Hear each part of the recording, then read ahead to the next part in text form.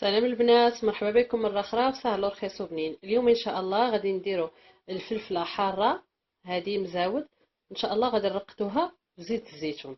دوزوا معايا للطريقه. غنحتاج نص كيلو ديال الفلفله حاره حمراء بحال هكا. غنحتاج 5 ديال الدروس ديال الثوم، شويه ديال اوراق الرند او اوراق الغار او ورقه سيدنا موسى كي تنقولوا ليها. غنحتاج زيت الزيتون اللي غنرقدهم فيها، الفلفله حاره مع الثومه، وغادي نديرهم يفوروا. دابا من بعد ما فورت الفلفله حاره، غادي نديرها فواحد العلقه قرعه اللي عندي انا معقمه. انا غناخدها غنحطها هكا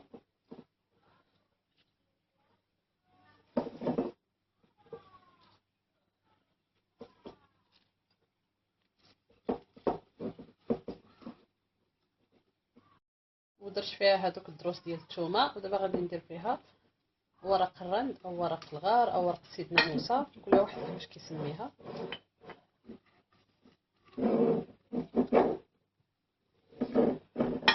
ودابا غادي نخوي عليها زيت الزيتون.